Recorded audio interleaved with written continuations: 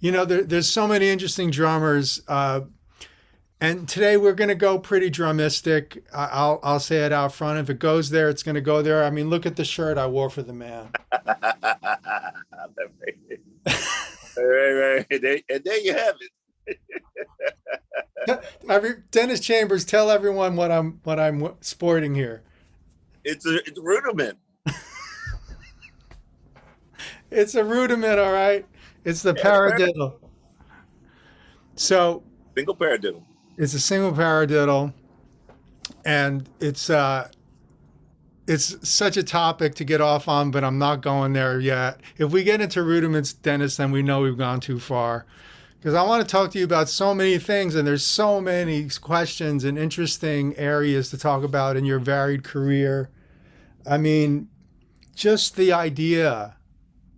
I was just talking with a friend about this, Bob Ramos, another drummer, who, it's like, he said to me, if he's gigging at 6, explain that situation to me where, what is that like and who are you gigging with and what are the gigs and what is the repertoire? Oh, let me see. Well, first of all, it was illegal to be in a in a bar or club that sell alcohol at that age. Back then in Baltimore, the cops were patrolling the area on horseback. And everybody knew Mr. Henry Baker. Mr. Baker was the club owner. The place was called the Peyton Place.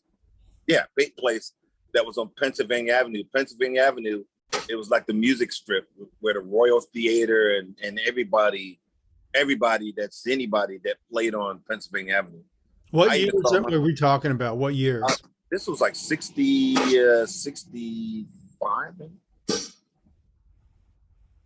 See, I was born at 60, 61, 60. Yeah, 65. Yeah. I saw Miles Davis on Pennsylvania. I'm hearing this sound. And I'm thinking, is that a heater or a snare that's being vibrated? No, he's playing the hi-hat with. Yeah. Are you going to punctuate all of your statements with hi-hat foot? No, man. I just saw it there. I'm sitting behind sort of behind a set of drums. Oh. Of course, your feet, you got to hit something. Why don't we escalate, and later in the interview when we get into some really heavy topics, you can do double bass drum fills. No, I won't be doing that. That's what I'm doing right now. I can tell you, I'm working on my core. I'm working on my abs because I need to get my double bass thing more together. And there'll be more news on that later. But yeah, that's something that I haven't had to do in a while, but I'm doing it again right now. And I'm really happy to be talking to Dennis Chambers because he's one of the guys that I'll call up and ask for advice about things. And he's friendly enough to offer it in the drum community. I mean, I've always been blessed to work in an industry where the drummers seem to have a kind of simpatico of, oh, if you love Billy, if you love Narda, if you love Tony, then if you love Jack, then we're all in a sort of the same clan. Yeah. And I love that about you, Dennis, and so many drummers that I've met that have been really cool about sharing what we love and being excited about it and trying to be a part of the art form and make our statement and make our little direction in it. And you've had a huge direction in it. Yeah. So please tell me about this this situation where you were gigging at that age of 6. Yeah. Again, where I left off is I was working on Pennsylvania Avenue, where the Royal Theater and all the other major clubs was on that avenue. Okay, let me start back. I started playing at the age of 4, and how that started was I was sitting there listening to my mom. My mom was a background singer, and they used to have rehearsals at my mother's apartment or at my grandmother's backyard. And the only thing that would keep me still was I would just sit there and I was in awe of the drummer. And I don't know whether it was because he was hitting something that was shiny, because he had this a champagne sparkle Gretsch kit and these big shiny gold looking things that looked like flying saucers, which were the cymbals. You know, I just couldn't keep my eyes off of it. So this is what age? At 4. So do you have very visceral memories from as early as 3 and 4? Oh yeah, yeah. I told my mother who the drummer was. She couldn't remember his name, and I one day I went to her. I was like, "Do you remember the drummer's name that was in the band that rehearsed at the grandma's house and at the apartment?"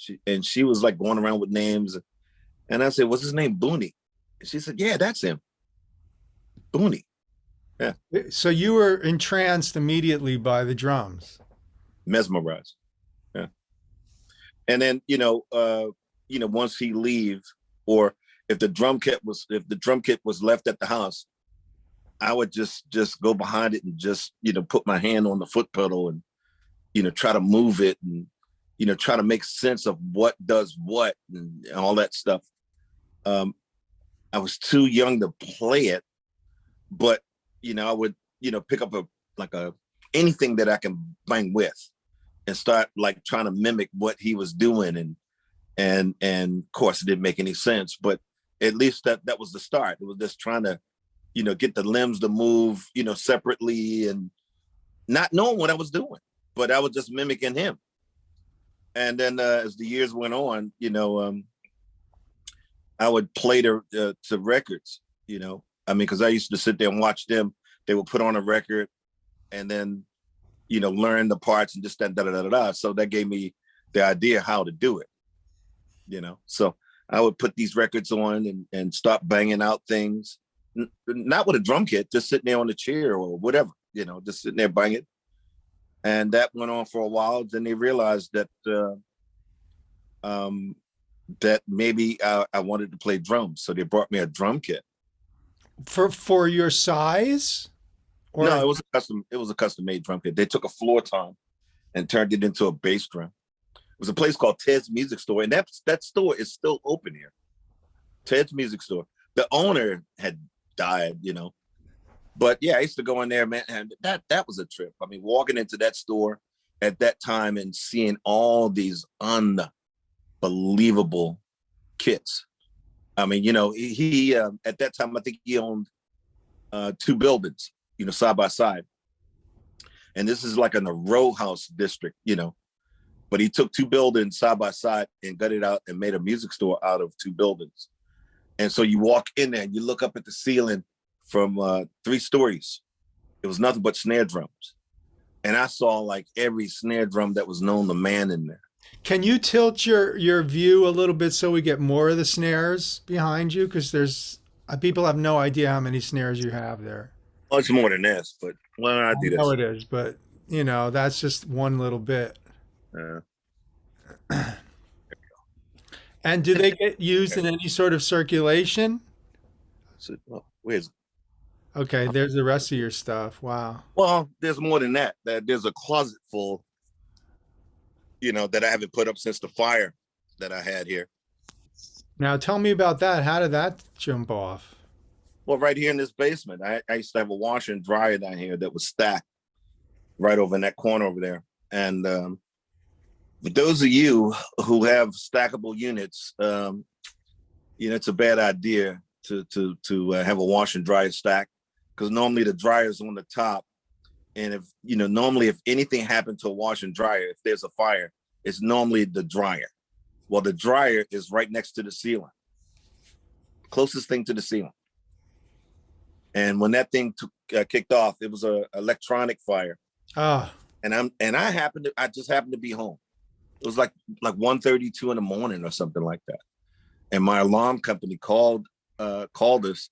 I was in my family room, unaware of anything, because this house is made of stone, right? So I'm in a whole nother part of the house with the door shut. I couldn't smell anything, nothing. My wife runs in. She says, "Are you burning a candle or something?" And I'm like, no, I'm not burning nothing. I'm just sitting there watching TV, waiting for the dryer to dry a load. And she said, well, she's on the phone with the alarm company, and they said there's a fire in your house. Get out of here. So I got up, put my shoes on. I walked through. I don't see or smell anything. I smelled a little something, but it wasn't that bad. And something told me to go back through the kitchen way in the middle of the house. And that's where the basement door is, the basement door steps is. I open the basement door, smoke is like black smoke is coming out of it. I can see the steps, but I can't see the top, because there was just black smoke. I run down, and this is where all my gear is. I could see, at that time, I could see the dryer is on fire. Me like a dodo, I'm over there throwing water on it. And you can't put an electrical fire out with, water. And here's the irony of it. For 16 years, I've been going to Home Depot to go get a fire extinguisher. I come out with everything but the fire extinguisher for 16 years. Now I had one that was maybe two under the kitchen sink, but I didn't have one near the furnace, which was over here. In fact, right here, I'm sitting right here. And I didn't have one over by the dryer.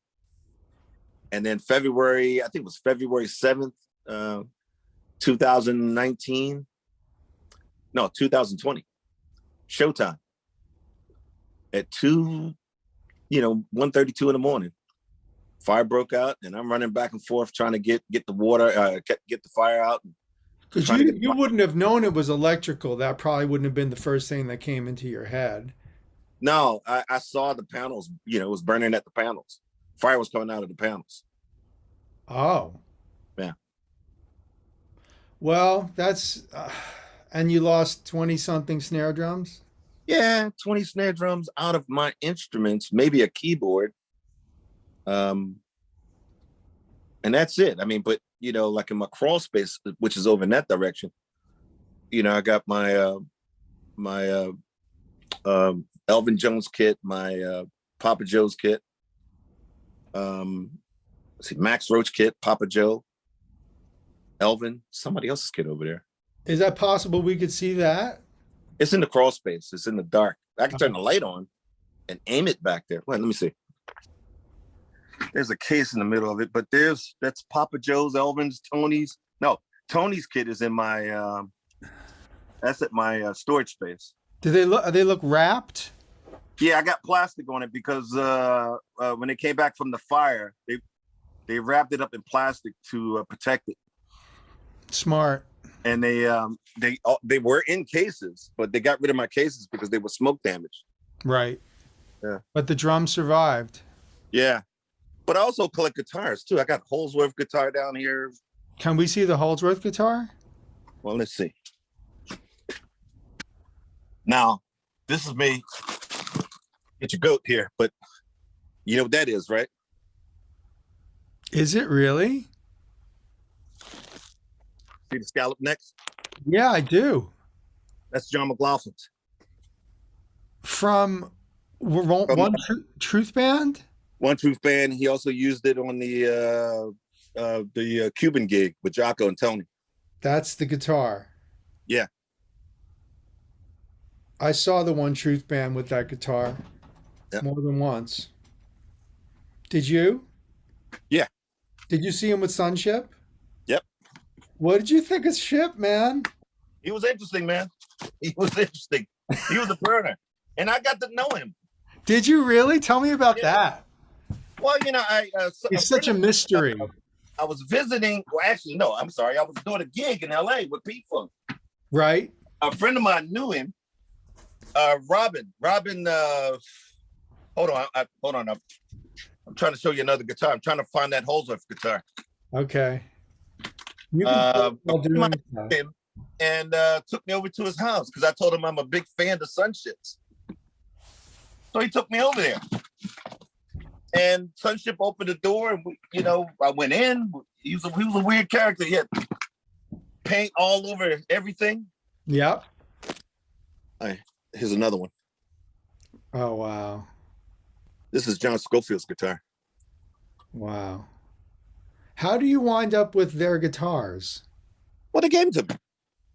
John was done with the scallop neck and he just gave it to you? Yeah. He gave Joey a Bixby guitar. I'm sorry, a Gibson guitar, the one he used with the Free Spirits. He gave him that one. He gave him that one. Wow. With the Bixby bridge on it. Where's the Holsworth guitar? I thought I had it over here. How many guitars down there? It's like 30, I think. I got one of Jocko's basses too. Oh, come on. Yeah. Now you're just telling tales. How'd you get a Jocko bass? Through a guy who worked on. Hold on a second. Through a guy who worked on all of Jocko's basses, and it was the guitar that he smashed in Japan. Here's a. Let me see. This is. Oh, that's a Paul Reed Smith.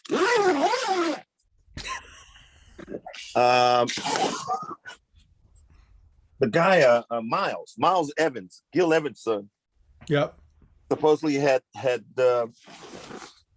took that guitar, that bass guitar, swept it up, put it in a box, and shipped it back or brought it back to the States, and gave the guitar to Kevin Kaufman.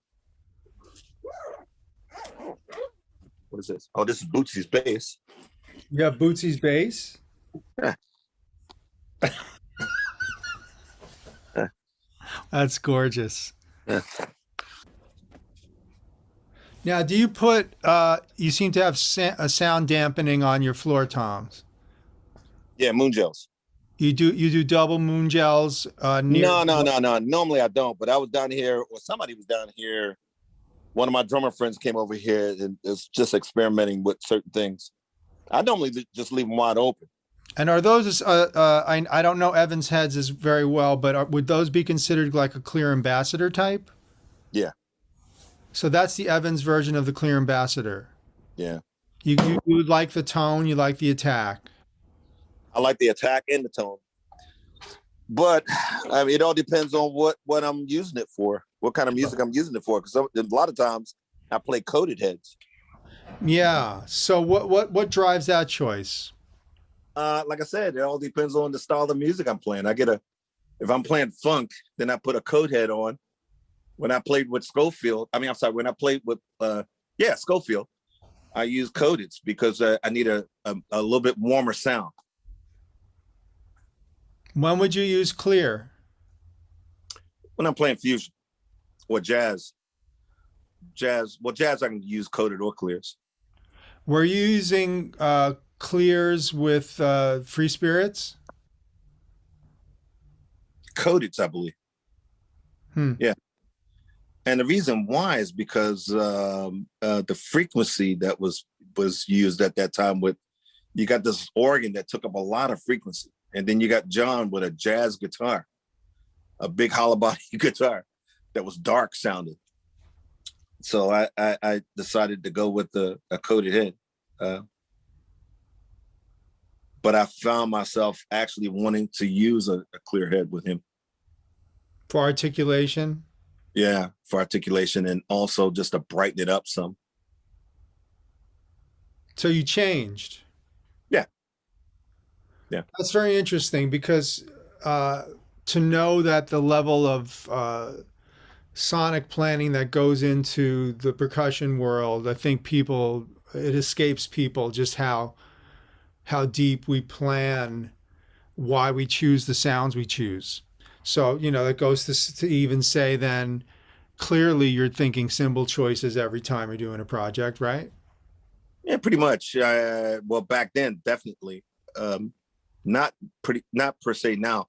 I mean, for me, it's like I kind of know what works with what, because I experimented a long time ago with all that mess.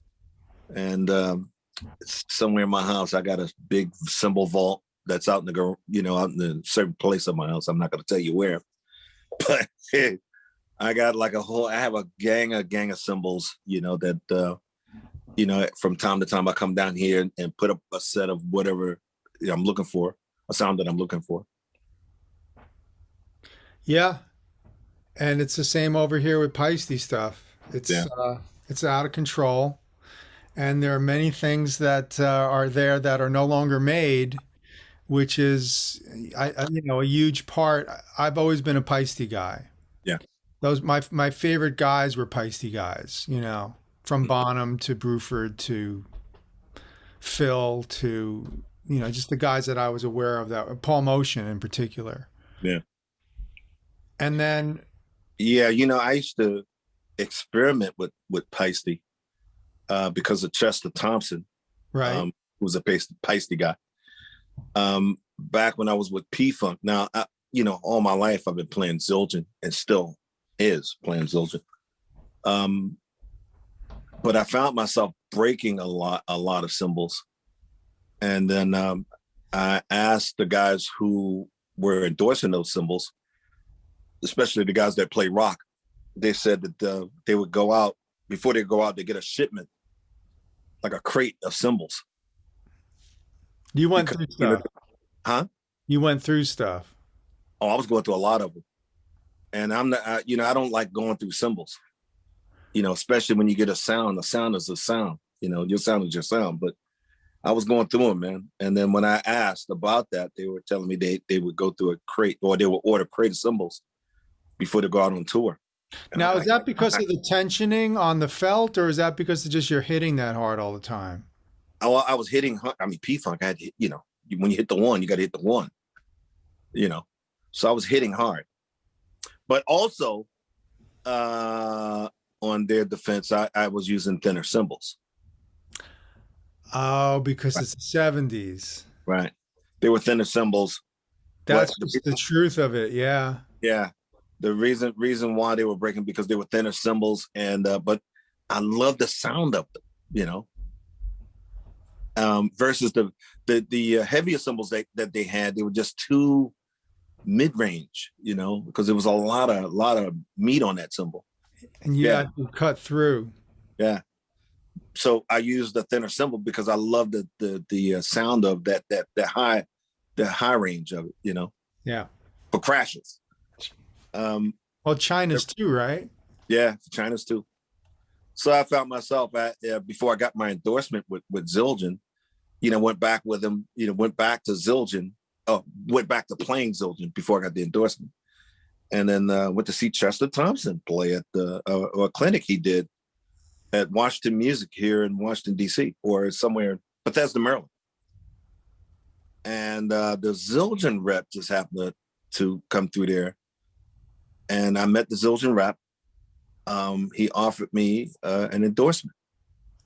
Now, mind you, I was playing with P-Funk, at that time. And, like a lot of people didn't know who Dennis Chambers was. I mean, the Black community of drummers knew, because they were into that music, that style of music. But the white community didn't know. In fact, a lot of them still don't know that I played with P-Funk. They discovered me when I got with Scofield. But that's true of so many people. They know you from the first thing they know you from, and they yeah. So they discovered me, and I blew up when I joined Scofield band, and things started. Just a big snowball effect going down the hill. Just the name got bigger and bigger and bigger, and more people caught on. But the companies didn't know. In fact, my first clinic, which is a funny story, which I'm not going to go too deep into it, but the very first clinic was at Long Island Drum Center. Jerry Rickey, and I forgot his brother's name. Dennis Rickey, I think his name was. They offered me the clinic because I was like this up and coming drummer at the time. But Pearl, there's a guy named Carl Dustman. I believe he canned me off the clinic because he didn't know. Please continue. Yeah, a gentleman by the name of Carl Dustman, and hopefully I'm pronouncing his last name right. Once he heard that I was on the clinic, and also I have to tell you that the reason why or how I got that clinic, I think was because of Jeff Porcaro, because the clinic was with Jeff Porcaro, Carmine Apiece, and Frankie Banali. I think that's who it was. I'm quite sure that's who it was. And Carl Dustman, when he found out that there was a Pearl artist on the clinic and found out who I was, or found out the name, he called me up and canned me off.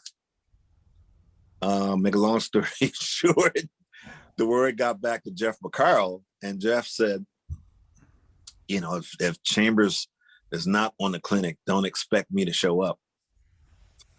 And that's the kind of guy Jeff was, you know. If he liked you, you know, he was definitely in your corner, and he would do anything, you know, just about anything to get you going. So he called me up. He told me that, hey, he heard that I wasn't on the clinic, you know, just wait for a phone call. They're going to call you back. And he gave me some other information, which I'm not going to share, which is funny. And sure enough, they called me back, and they were like, hey, Mr. Chambers, how you doing? I'm like, I'm doing fine.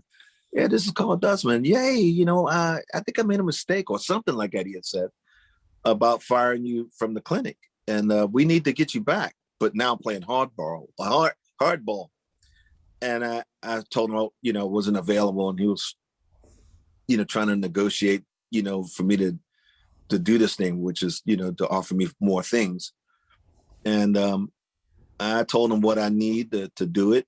They agreed, and I did the clinic.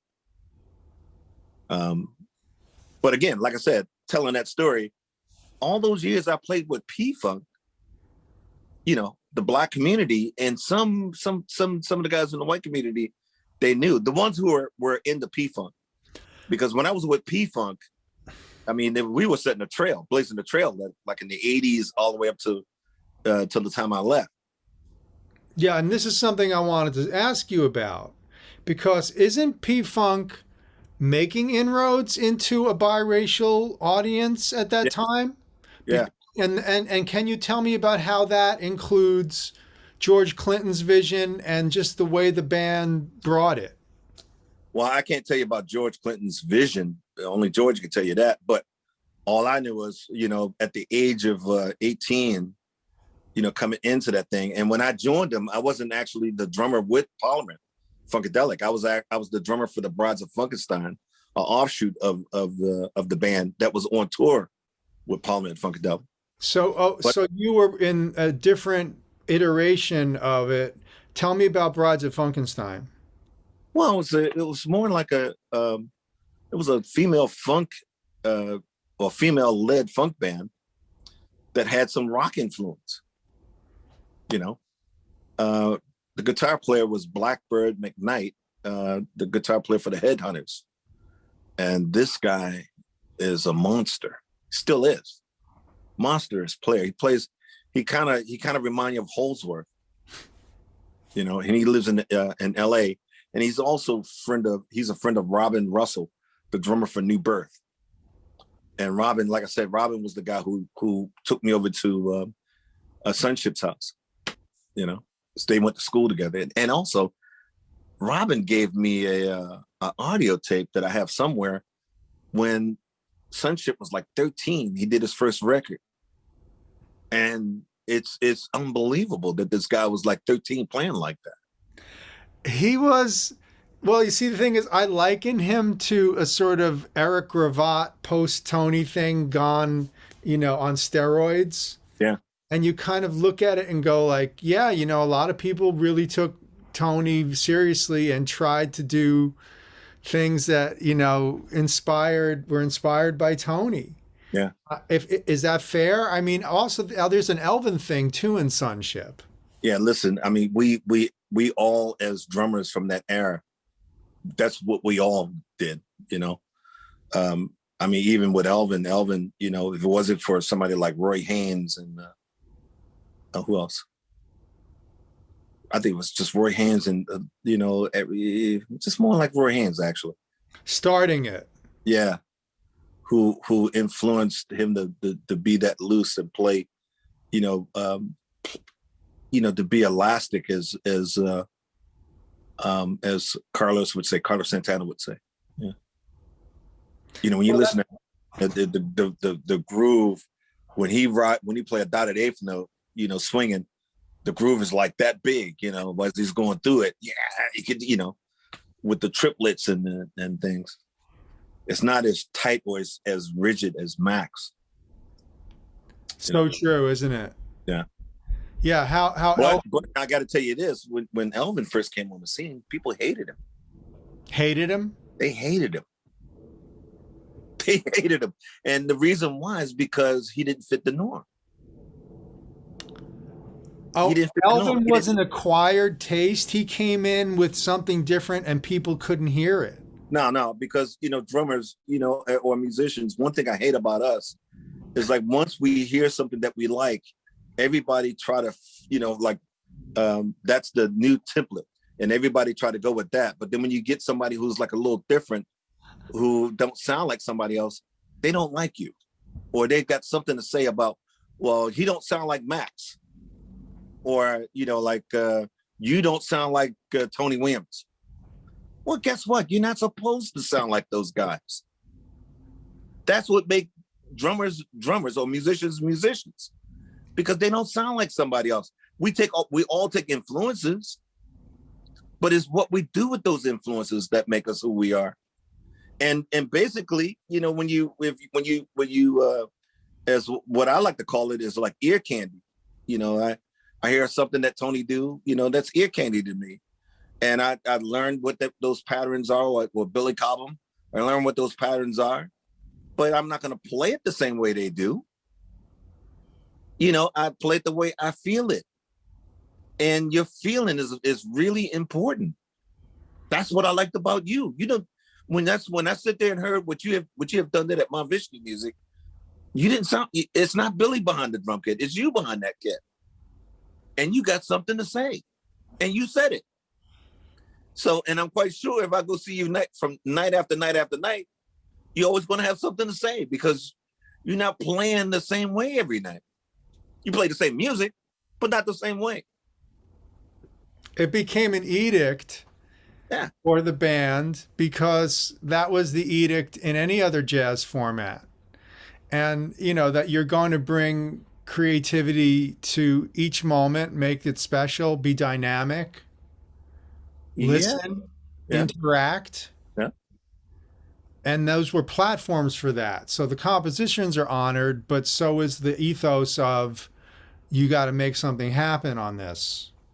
Yeah, but now this is year 22, and started in 2001. Yeah. Pardon? And we started it in 2001. No, but I'm saying musically, this is 2022, and we became more regiment, more like machines in music. You do a gig and everybody wants you to play the same way every night. And they say, well, you got to do this because now you're playing with sequencers or something. And it's like, I can play with a sequence every night. And I can play different. So, I hear different things when I play with a sequencer, but I can't do that because they want you to be locked in. So I choose not to do those type of gigs. I can do those gigs, but it's going to cost money. Yeah. But I can do that. I can do that all day. Right. It's not satisfying. No, man. Music, when you first get into music, it's about a feeling. That's what draws you into it. It's a feeling. And it's a vibe and it's an attitude and it's all these things. And, you get into it, and then when you start listening to your favorite guys, and then you get a chance to hear them the way I heard them. I saw Billy Cobham play twice with Mahavishnu. I saw Tony Williams with Miles Davis in 60, I think it was 67, 68, at that same club on Pennsylvania Avenue. That was nothing like the record. No. Right. That was nothing like the record. You brought the record and your mind was blown, and you go and you sit there and for months or years to dissect it. And then you go see them play and you're back at the drum board again. And it's all blues now is up tempo. Yeah, up tempo and loose though. Right. They went in a whole nother direction that wasn't like the record. So therefore that taught me to there's always something more than just the record. So I'm younger than you, and I still experience the what I consider a silver age, if not a golden age, of jazz rock due to my uncle Dave, who was 7 years older than me and was experiencing it as a college student. So I got into RTF, Mahavishnu very early. So when in '73 I was 10, Birds of Fire came out. We had it on 8-track. I have 10-year-old memory of that, of hearing that album and connecting with that and following through on that. But the thing about the longevity of the music and the timelessness of the music is that there was a sound quality to the way that record was produced, where all the instruments were equal. Remember Billy's drum sound on Birds of Fire? Hell yeah. How important was that to you? Man, that was really important. I mean, because, you know, back at that time, you know, everybody was pretty much locked into soul music. Well, for me, in the community I was in, it was like soul music and jazz and rock. But those drums were coated heads, and pretty much with Motown, since those musicians were jazz musicians, the drums were tuned high. They were tuned like jazz drums because they were jazz. Brown's drummers too, right? Yeah. So they, you know, that was, you know, that was the sound, you know, that was kind of established across the board. And again, like I said, for those of us who were, you know, just coming around into learning how to play an instrument, well, then we thought that that's how you tune your drums. You tune them up high and blah, blah, blah, blah, blah. Not knowing until later that it was a jazz sound, a bebop sound, except for the bass drum. And then with Bernard Purdie come along with this little bit thuddier sound, putting a towel over the drum. Well, that influenced a lot of some of the British guys to do what they did, you know, putting a towel on the drums like the Beatles. Bernard Purdie played a serious, important role to the British invasion drummers. Clearly. Yeah. But, you know, people don't want to hear that, but he did, you know, and when he played with Dee Dee Warwick, I think her name was, the song was called Foolish Fool. It was told to me that John Bonham, that's where those guys copped the whole vibe of the drum sound, like this big open drum sound. It was because of that song, Foolish Fool.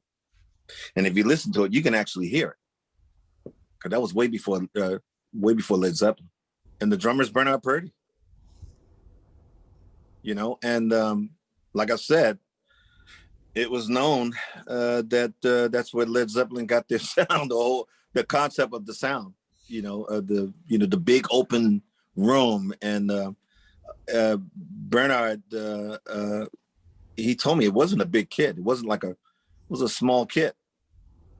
But, you know, with the sound of the room, it just made it sound like it was a huge kit.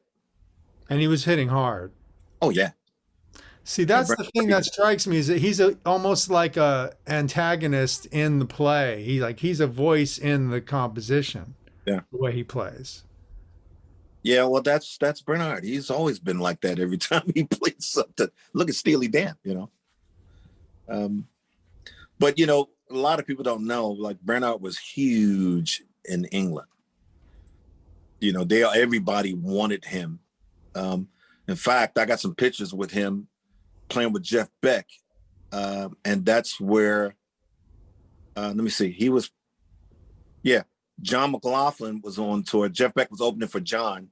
Jeff is playing with, or Bernard Purdie was playing with Jeff, and Narda was playing with McLaughlin. And that's where Jeff discovered Narda from that tour.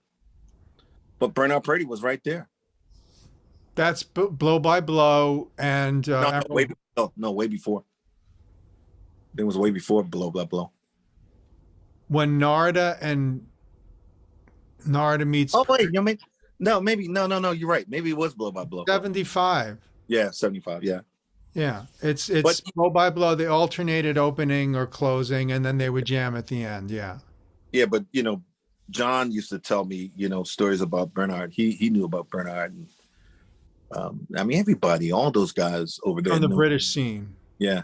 Yeah. Everybody wanted that sound, that feel that guy had, and still have this magical feel over things, and they all wanted it,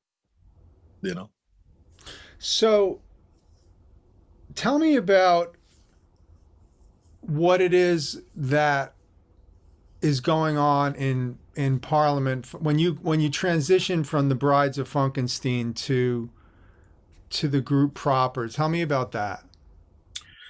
Yeah, again, I joined the band, and I think that was in 70, 78, 79, per se. I was on tour with the band. Some of the musicians from Funkadelic, especially the bass player, because how I got in the whole thing in the first place, it was because of a friend of mine who's like a brother to me, Rodney Ski Curtis. Every time the chair would open up for Funkadelic, he would always try to get me in. But by the time he, tried to get me in, the chair's filled, So the chair opened up for this offshoot band, Brides of Funkenstein. He got me with that. And he knew sooner or later I would end up playing with Funkadelic. And sure enough, I'd say about a year later, I was playing with Funkadelic. It started off with me setting in with them, because at the time, I think they had like 4 drummers. I think there was, I know there was Tyrone Lampkin. There was Cordell Boogie Monsoon. There was a guy named Frank Waddy. And then sometimes Kenny Colton. But Kenny Colton was a drummer that played in the offshoot band, which was the Parlette band, who was a great drummer himself. So he would be playing with them as well. So, eventually they stuck me behind the drums because I think I had a little bit more to say, I think, than the other drummers. Also, keeping in mind, when I walked in there, I just couldn't turn it into Dennis Chambers thing, and it never did. But I had to listen to the drummers before, like Tiki Forward, Tyrone Lampkin, and Jerome Braley. That was the 3 formats of guys that made a serious impact in the drum chair with that band. So I would study that and then try to lend, that whole thing, or lend my style to that going into it. And then later, bringing my thing into it, which kind of started this other type of playing with the triplets on the hi-hats and all that kind of stuff. And the drum kit at one point was like I had a full drum kit that I would play with my right hand and play stick percussion with the left hand, which I got that whole idea from watching Ndugu play, who was with Santana. And one night I went to see them at the Capitol Center. I went to see Santana at the Capitol Center. Oh, actually, no, I'm sorry. I went to see Return to Forever at the Capitol Center. And the lineup was Buddy Miles started off, Return to Forever played second, and Santana came on last. It was Santana show. But I came to see Santana. I came to see Return to Forever and got my mind blown watching the Ndugu play stick percussion with the left hand and playing the drum kit with the right. So that goes, I'm like, okay, well, that's something else, another little interesting thing to try to cop. And I went home and try to, do some things. I put 2 snare drums up on the left-hand side because I didn't have any timbales, and, bought some cowbells and wood blocks and set them over there and put a splash cymbal or a crash cymbal up over here on my left, which I still have over there, and try to play stick percussion, on the left-hand side while playing the drum kit on the right. Do you remember when Vinny emerged with Zappa and he had the 2 bongos over there, but he had castanets, and he had... I saw pictures of it. I never saw him play it. Because he plays it on like Shut Up and Play Your Guitar, and it's now the new release. Everything is mic'd really well. He had also 2 rototoms to either side of his front toms. And so there was a lot of that kind of thing going on where like a thin skinned rototom at that time is such a sound of that era to me too, where Bruford was using the rototoms for his main toms and that sort of thing. Yeah. Yeah. But Ndugu, you know what? I think Ndugu played 2 rototoms over there. Yeah. He didn't have timbales. People were into rototoms. I'm really into rototoms right now. Dude, I got a set of rototoms over here. I still love them. I love the sound. I'm working on a new project, which hopefully will be out in a few months, where I'm actually using them as a chromatic, not a chromatic scale, but a tuned mode. I have 10 of them, and I have them set up in a row. I could send you a picture. Maybe I can pull one up. You showed me a picture of your set, and I saw some rototoms. Yeah, so that's some rototoms over there. That's what that is. That's tuned to a bass part that's going to be doubled by vibraphone and bass and cello probably. And it's so wonderful to be able to tune them. It's hard to keep them in tune when you're smacking them for a long period of time, but you can get a take.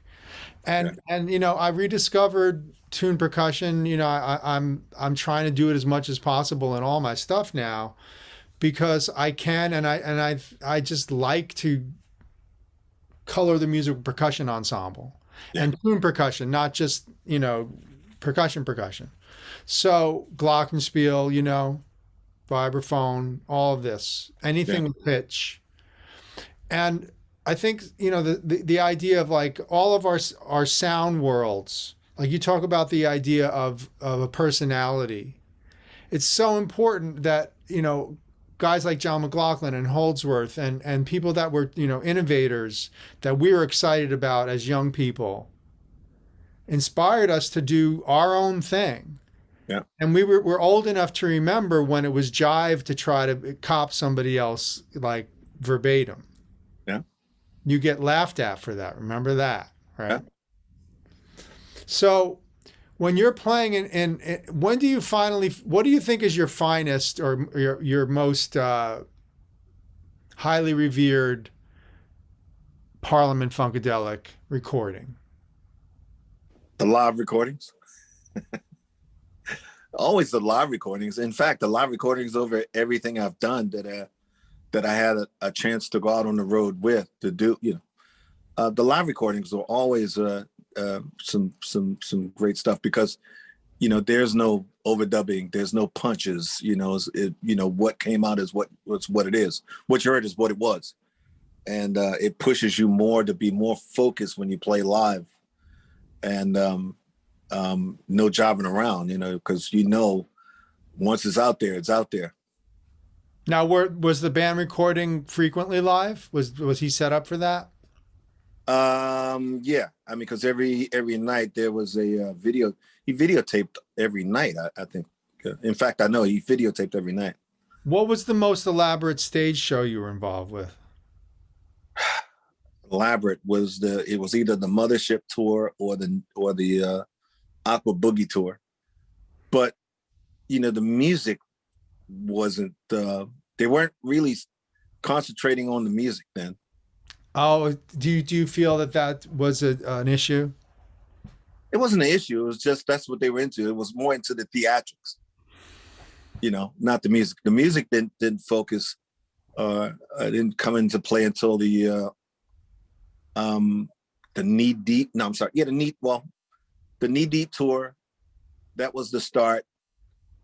And by the time we got around to the Atomic Dog tour, it was like, you know, light years away. But I remember Frank Zappa went after 2 members of Funkadelic. There was Gary Scheider and Glenn Goins.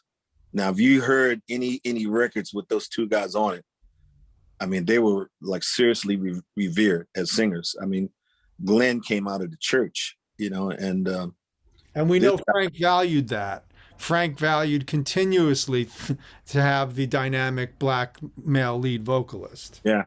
Well, that's how you discovered Ray White and those guys, because they were trying to copy Gary Scheider, you know, or they resembled Gary Scheider. How about Napoleon? Napoleon had his own thing, man. He was another spirit, you know. I ran into him at an airport, man, and we hit it off like I mean, instantly.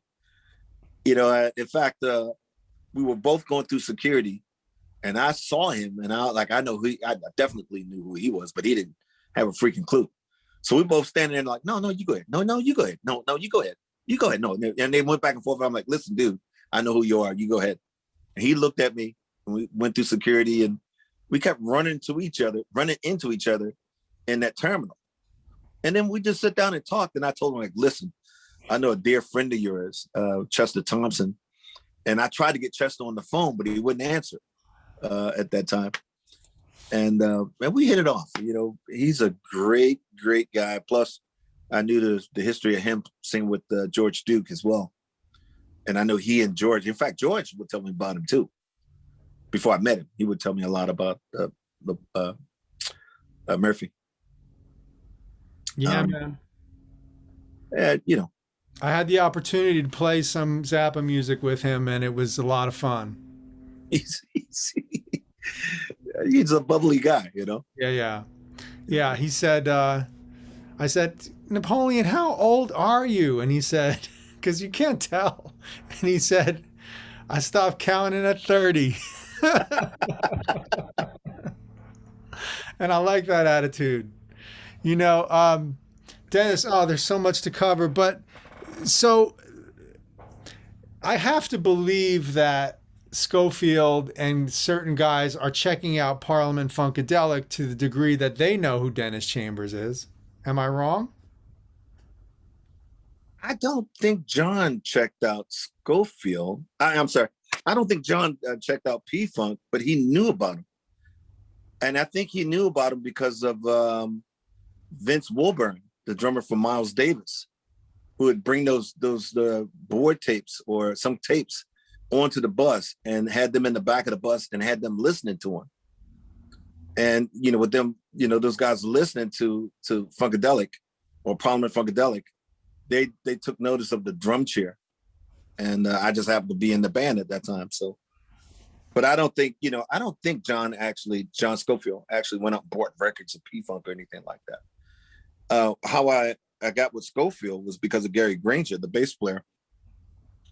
Another dear friend of mine who I grew up with he was playing with Scofield at the time.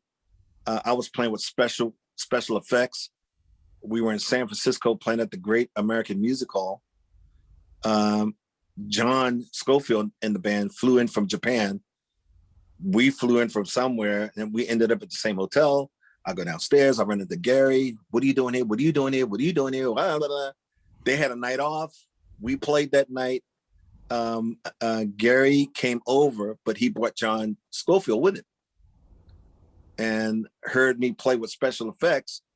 And we talked after the show, and he was like, hey, man, I love the way you play him, and da-da-da-da-da-da. And he asked for the number. I gave him the number, and he gave me his. I say a short time after that, he called me up. If not that night, he asked me would I do a record. I think it was like after the gig or after a certain, like a month later or something. He called me up and asked would I do a record with him. And I agreed because I'm a big fan of Scofield and still am. He asked me to come to New York. We worked on some music of his, which was the Blue Matter stuff. We did like a week and a half of gigs at Blues Alley in Washington, D.C., which John had to fly in Mitch Foreman the day of the gig. The guy, he flew him in the day of the gig, and Mitch read that music, and he knew that music better than the guys who rehearsed it. The guys, this guy can read fly crap if it hit the paper. Great player too. So great. We did that, and then after that we went into the studio and recorded Blue Matter, and then I found out I was in the band.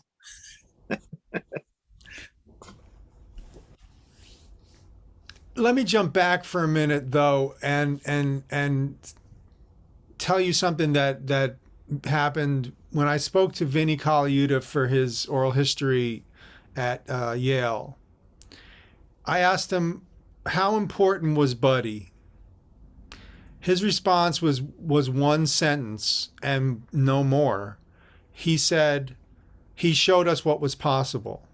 Yep. Yeah. But so did Tony. So did Billy.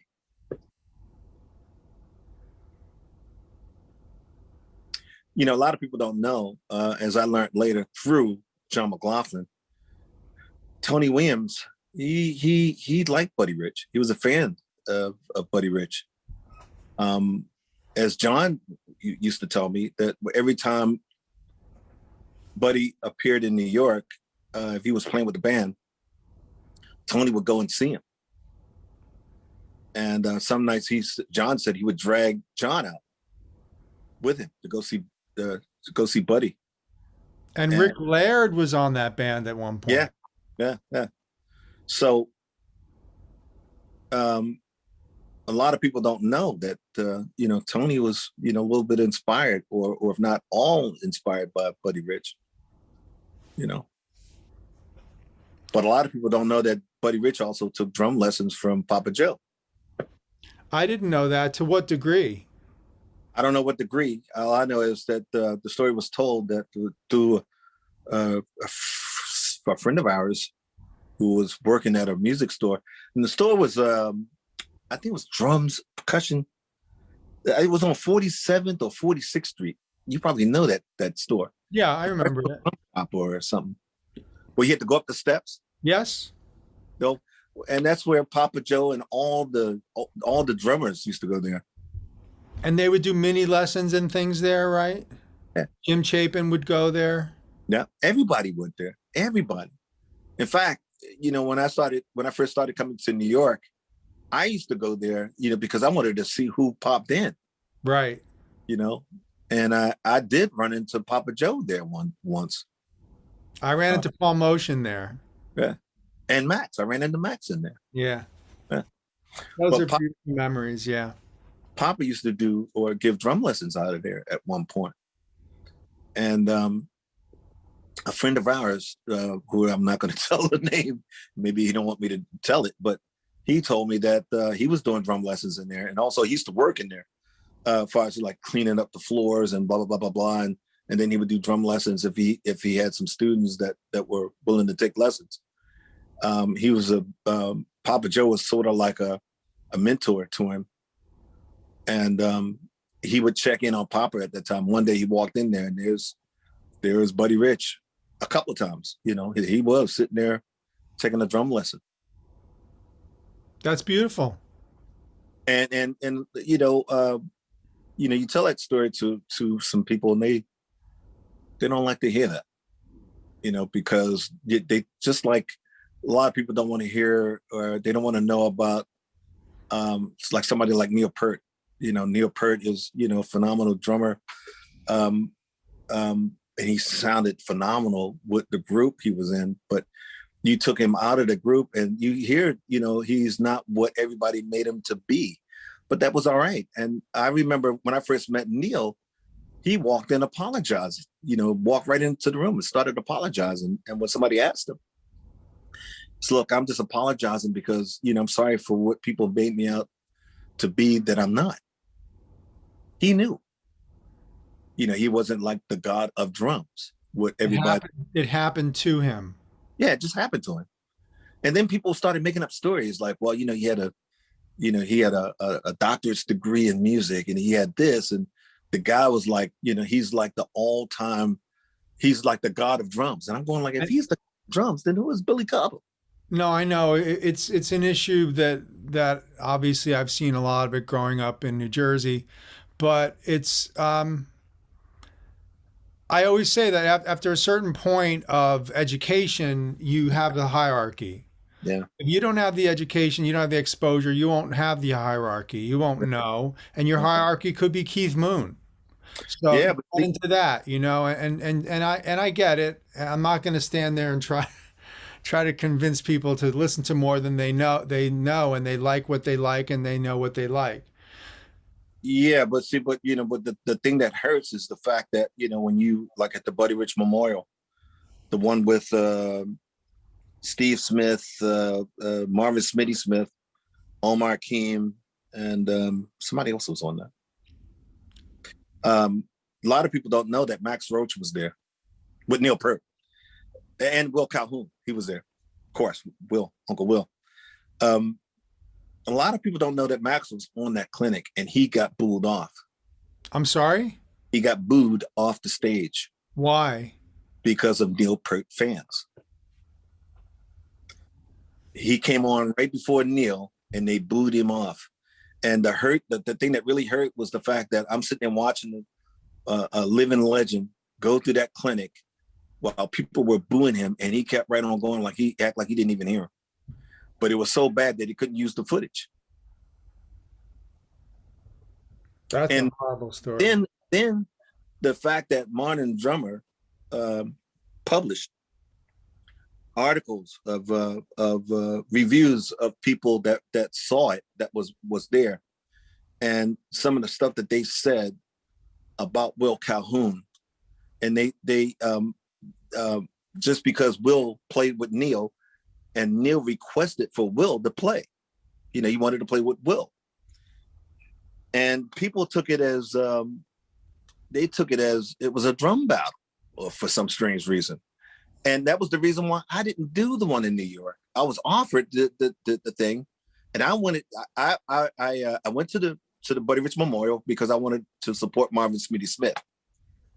And I saw what I saw, and I know what I know from it because I was there, behind the scenes and all that. But Will played. The whole thing was just play, do some, some trading.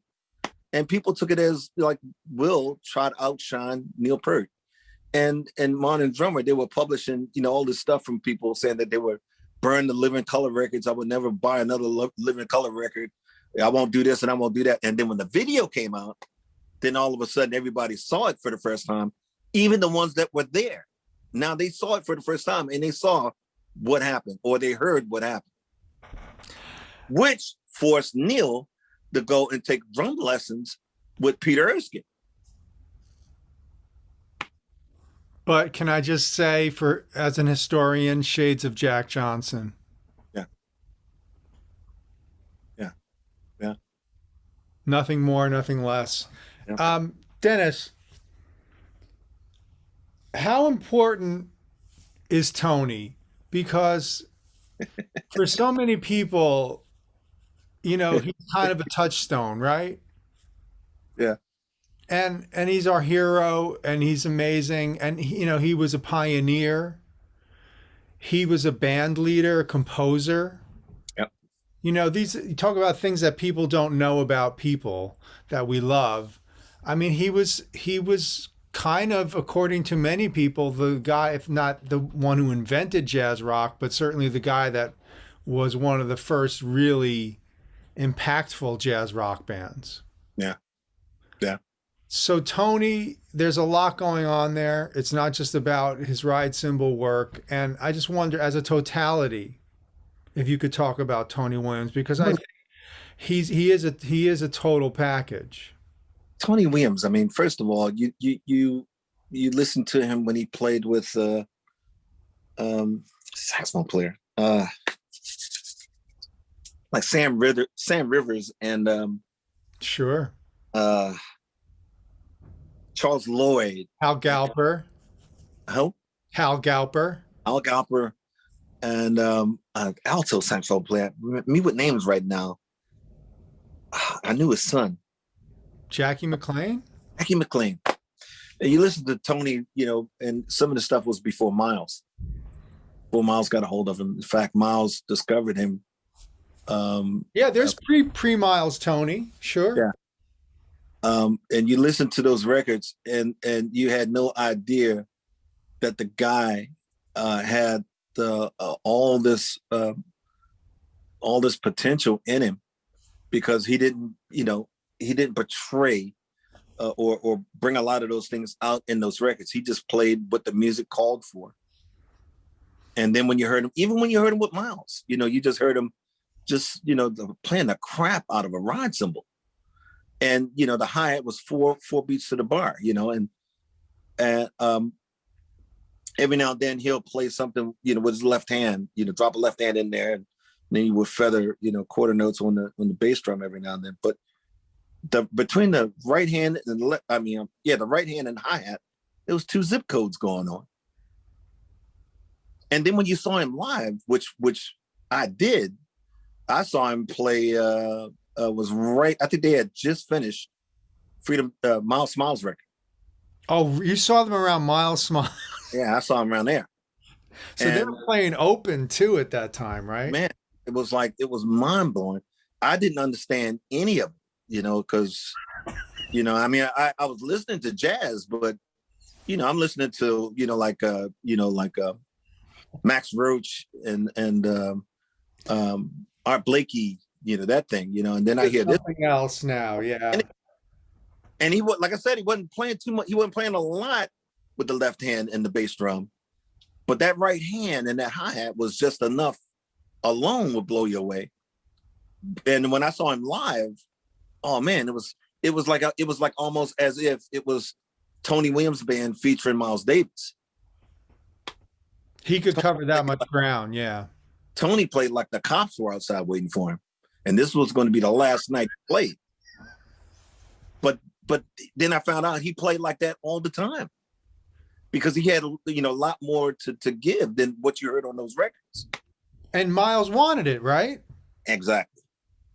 You don't overplay on someone else's gig unless they want a lot of drums. Yeah. That's so amazing. Yeah. But he knew it's like, when you're in the studio, you play for the composition. And, you play less on those records because by the time you do it on tour, you got a lot more room, a lot more things to say. And I love his tasteful playing on Circle on Miles Smiles. Yeah. That's an architect. You heard those rehearsal tapes of Miles Smiles, right? Yeah, we have them now. Yeah. Yeah, that's right. Yeah, I mean, just listen to Belden, that. I think, actually, right? Yeah. Listening to that, and you could hear the way it's shaped and all the things they put Tony through before he got the end result is amazing. Yeah, like the process for Footprints to come to fruition. Yeah. Playing the wood blocks. Yeah, right. Even trying wood blocks. Right. I have to revisit that. It's fun. Yeah. But of course, yeah, and I can tell you an interesting story. When I was hanging out with Bob Belden, and it was underground, or it was Bob only had it, was the first reading of Nefertiti. Yeah. Which I think now is publicly available. But the read through, and then you hear Miles say, Miles said, wouldn't it be a motherfucker if we just played the melody the whole time? And then you hear Tony, and really young, like kid voices go, yeah, that'd be really cool. We should do that.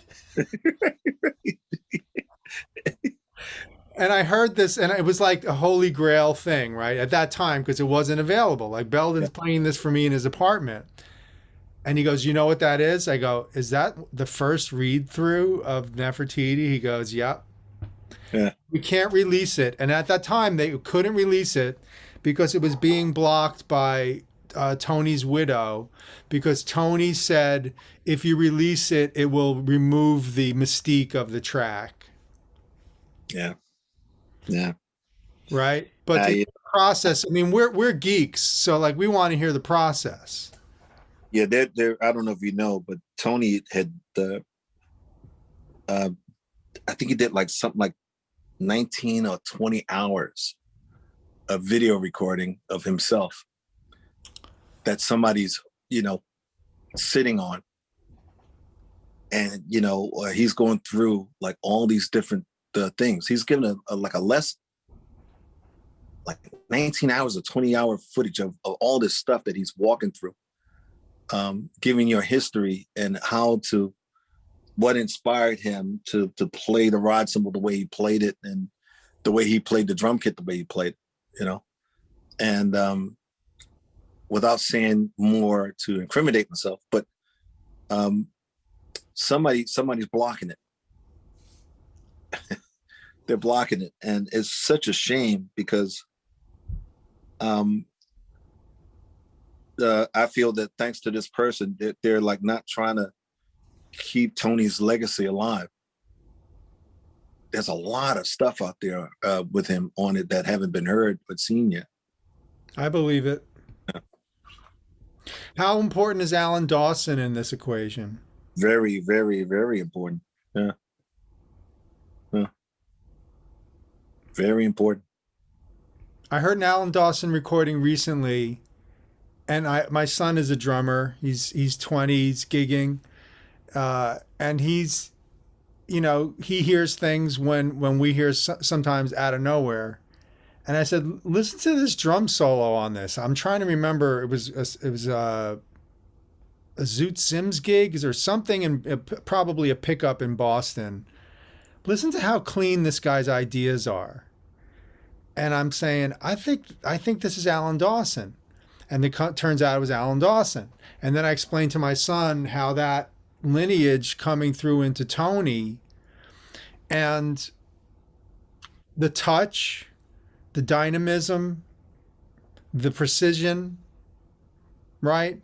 But Yeah. the looseness I feel comes from Tony, as we all know, turning people on to like Miles was turned on to Ornette by Tony. Yeah. The young element in the band was keeping Miles very current. Yeah. So Tony is huge for this because as you say, Yeah. the Sam Rivers stuff, the stuff before Miles, or even the first Lifetime stuff where it's Bobby Hutcherson and it's the acoustic early compositions. I mean, there's so many different cubby holes or different rabbit holes for that Tony went down. Yeah. But so did Billy. So did Billy. Yeah. Yeah. Yeah. Actually, so did everybody. I mean, every musicians, all the same thing. They went down to all these different, cubby holes that, a lot of people don't know about. A lot of people don't know that, but Billy recorded with James Brown. Did he? Oh yeah. Oh yeah. He played on some stuff, because, and the reason for it.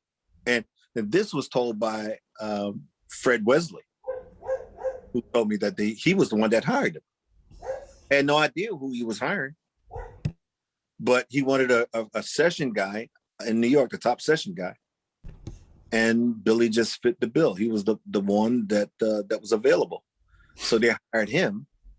And Maceo, it was either Fred or Maceo told me that one night they were looking, I think it was Fred who told me they were looking at Don Kirshner's one night. They were off. Well, they just came in from a gig and they turned on Don Kirshner. And then they saw Billy Cobham, or they saw the Mahavishnu Orchestra. And, Fred was like, good God, that drummer is a beast. And then they showed him and they was like, that looked like the guy we hired. That can't be the same guy who we hired for those recordings. And then he called somebody else in that was on the date, and they were sitting there watching it. And then they realized that was the guy. It was Billy Cobham. Now they can't tell me what song he played on. Fred kind of hummed the melody to me, but I didn't recognize it, the melodies or anything like that. But he did say that the song came out. And, when I talked to Billy about it, that was so long ago and so many records ago, because the guy was cutting everything but his neck. He was like Steve Gadd before Steve Gadd came on the scene in New York, because he was with CTI and along with Jack and cutting a lot of stuff out of that. And then doing all the other stuff, that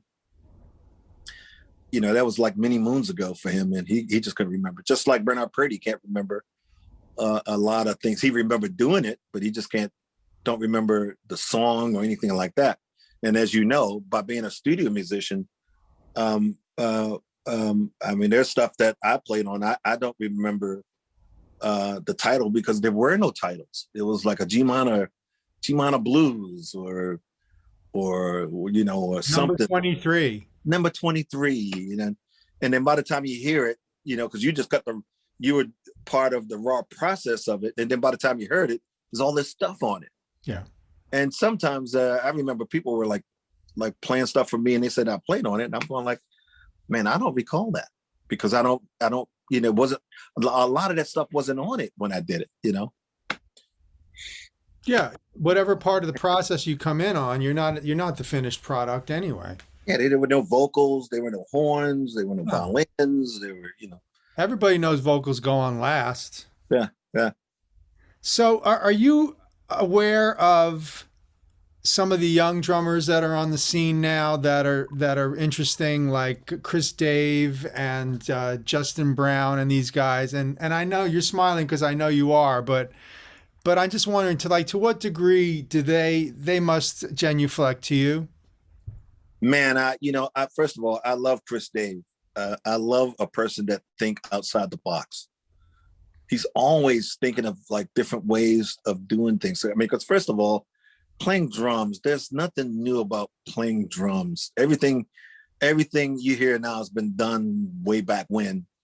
It's just it's just a different approach, a different concept, a different idea of how to do these things. And the thing about Chris Dave is one of those thinkers who think outside the box, and the guy is such a serious talent. The first time I heard Chris Dave, he was playing with Kenny Garrett, opening for McLaughlin's band in Turkey. And I ran into him at the hotel, which he kind of tried to make it sound like I dissed him, but I didn't. Kenny Garrett said he had a drummer that who wanted to meet me and this, that, that. He called Chris up.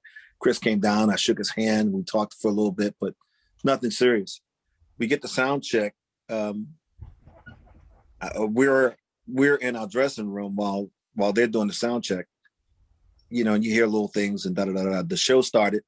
What I heard, I thought was a record. Come to find out, it was Kenny Garrett playing live. And when I went to get some ice from the ice machine, I went to the bandstand to see the audience, see if, how many people that was in the audience. It was an outdoor gig. And Kenny was playing. Chris Dave was playing he sounded like old Tony Williams, but a more moderate version of old Tony Williams. And I stood there, I couldn't believe what I was seeing and hearing. I went back and grabbed John. Like, dude, you got to check out this freaking drummer. And we both standing there watching it. John was just standing there with this big smile on his face, because with John, when he sees somebody that's doing something, like something, or have a free spirit or a different outlook on things, or a different way of playing something, man, he's ecstatic. I mean, he bubbles up. It's like for him. I mean, I love that guy. There's nobody like him. You can't play enough drums for him. He don't sit there and try to tell you what to do and how to do it, verbatim. He just said, here's the music, go for it, and if he don't like certain things, he will tell you that. But pretty much he just leave it open. He said, look, man, I hired you. You're the drummer. You figure it out. And I remember there were a few times like with the Free Spirits where, the tempos, went to lightning speed. And it was so fast that John, he could play, the phrases. So, he'd turn around and he'll look at me and he started doing like this. So when I asked him, he said, well, I'm just like you guys. I'm in a boat. I'm trying to figure this out. And I'm like, well, you wrote it. How could you? And he says, look, hey, he said, I'm just trying to figure it. I got to find a new fingerings of how to play the things, because when he recorded it and wrote it out, he used different fingering because the tempos were down. But as he had to play them faster, instead of him trying to control us with the tempo, he just found another way of how to do it. And that's what I loved about him. He didn't try to influence you or try to, get you to play to him. He wanted to play with you. Other band members or band leaders, you got to play to them. And they sit on the drummer very often. Oh, definitely. John goes like, hey, man. And that's why he called it the Free Spirits. Because it was three guys, just giving it, man. He wrote some music and just handed it to us, and you got it. But I think it's also important to approach the music with respect. And I wanted to tell you that when when the Mahavishnu Project worked with Jan Hammer, we rehearsed here in my home, and I was very conscious of laying it down for him. So we were doing like Darkness, Earth in Search of a Sun and Blue Wind and these kinds of tunes.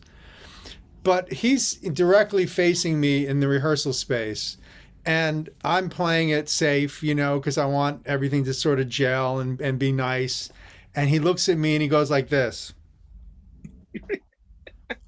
And then after that, I could do what I wanted to do.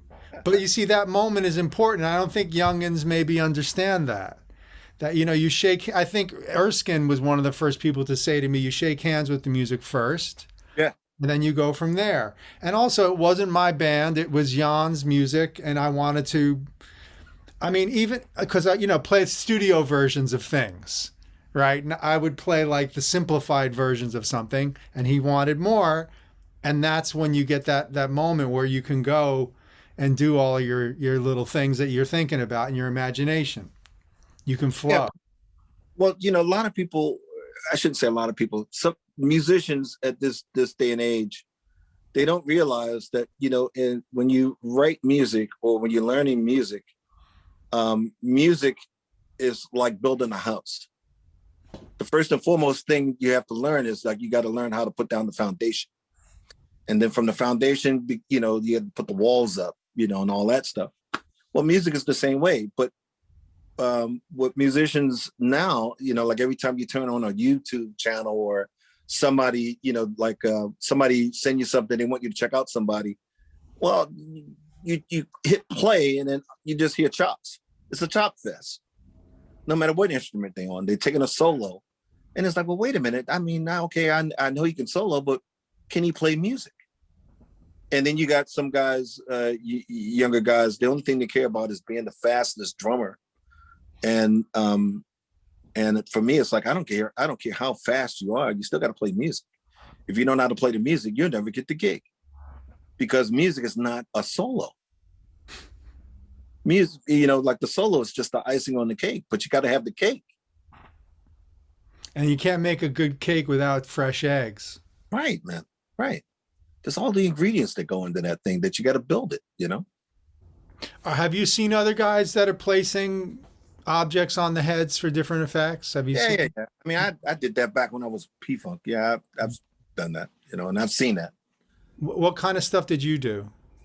I just had a 12-inch or 8-inch splash on the snare drum, just to give it like I was experimenting with trying to get to like or copy a hand clap sound, on a snare drum, And Chris Dave has that pancake thing that sounds like a hand clap. Yeah. That's pretty hip. What is that? That's like multiple. Yeah, multiple layers of cymbals, and he was experimenting with different sizes and different weights. Yeah. And speaking about the progression of these young drummers and these new stylists, are you aware of the progressive metal drummers, guys like Thomas Haka from Meshuggah? And what do you think of that stuff? I know of Meshuggah. I didn't know the name was Thomas Hawkins. I didn't know the drummer. Yeah, I'm a big fan of those guys, especially when you hear somebody like Flo Meunier, who played with Cryptopsy, and drummers like that. Man, I'm a big fan of people that are doing things that I can't do. To play that fast and that accurate, and to play that music, it sounds like you have to go out, you have to like get up every morning and jog for about an hour before you play it. Athletic. It's athletic. Yeah, I'm big fans of that. I don't necessarily like the music that much, but I really love what the drummer is doing back there. To be that accurate, and that fast, and that precise. And that many subdivisions going on, and that many different implied, and then also metric modulation. And the other thing about Meshuggah too is the guitarist is a huge Holdsworth guy. Yeah. Brett Thorndahl. Yeah. And they're huge Husband fans, and they're and Vinny and all that. And You know, I thought you would find that stuff interesting because that's also drum composition too. Yeah. The parts are so worked out. Somebody played me they turned me on to a band, which I can't remember the name, but they're from Europe. And it's a metal band, but they're playing jazz. You ever heard of, did you hear Cryptopsy?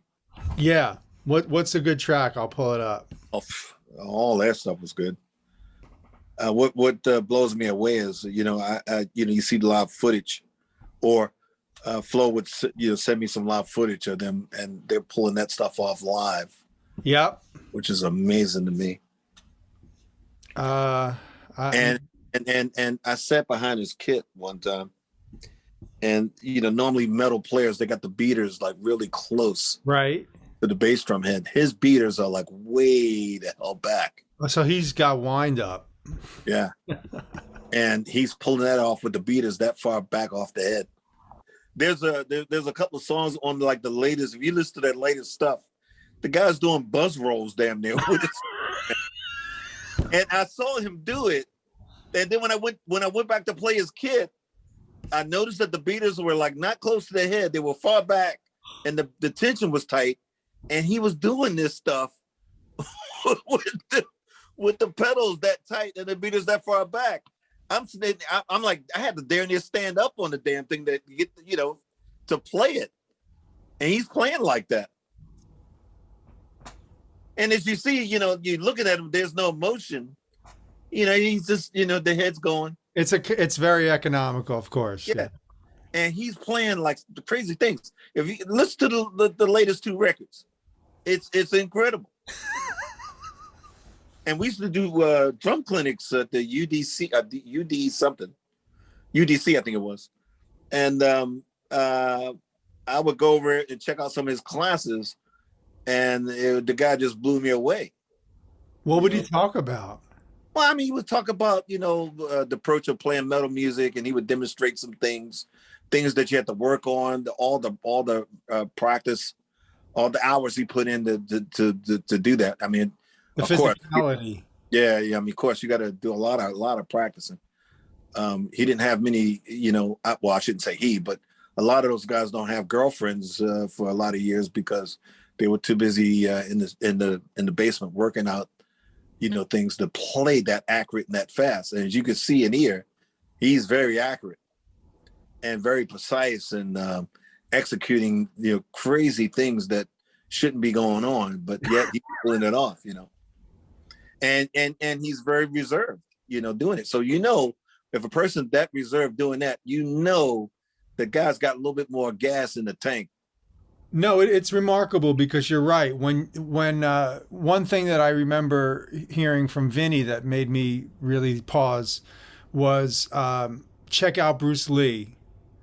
He does those hand motions that fast, but if you read about Bruce Lee, his philosophy is if I'm not relaxed, I can't do it that fast. Yeah.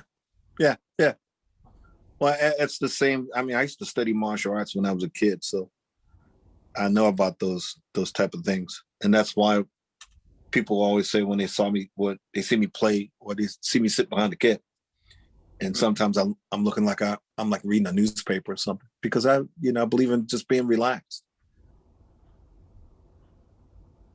That's where it flows through, right? Yeah. It's hard to be creative when you're tense. Some people not. Some people, steer the way. Yeah. Yeah. I've seen some drummers pull off some really crazy things, and they look like they're having a bowel movement behind the kit. But when they're doing that, you can tell that they're at their peak. Playing that fast or something. When I sit and play, and I'm quite sure you're the same way. When you sit and play and you're playing that relaxed, you got a whole lot more gas in the tank to push it even further. I think that's the issue, Dennis, is stamina versus when you're using it and when it's musical. Yeah. And if you're in a band like Cryptopsy, where it's very physical, 99% of the music, actually Meshuggah is way more dynamic. They'll have the drums drop out, but it's interesting how we have to, I think, be tasteful. Yeah. So a big part of musicality for me these days, in particular, is my control over quiet playing. Yeah. What can I do quietly that will be hip, that will work? Yeah. That's hard. Yeah, it is. Oh, it is. But that's something we all learned by listening to, Mahavishnu and Miles and Tony, because they didn't always bang through the music. They weren't always loud, like with the Mahavishnu, they had acoustic pieces, and, it was like hills and valleys, Take people on a journey. Yeah. Yeah. Tell a story. Or as Prez would say, try not to be a repeat offender. Right. Give people a variety. See, this is the thing. I recently saw Pat Metheny's trio, Side Eye, and it was so great with James Francie and Joe Dyson. And it was a variety of music the whole time. Over 2 hours of music, everything different. Contrast, contrast, contrast, contrast, contrast. Yeah. And that reminded me of what it means to present instrumental music to an audience that might be not all musicians and dudes. Yeah.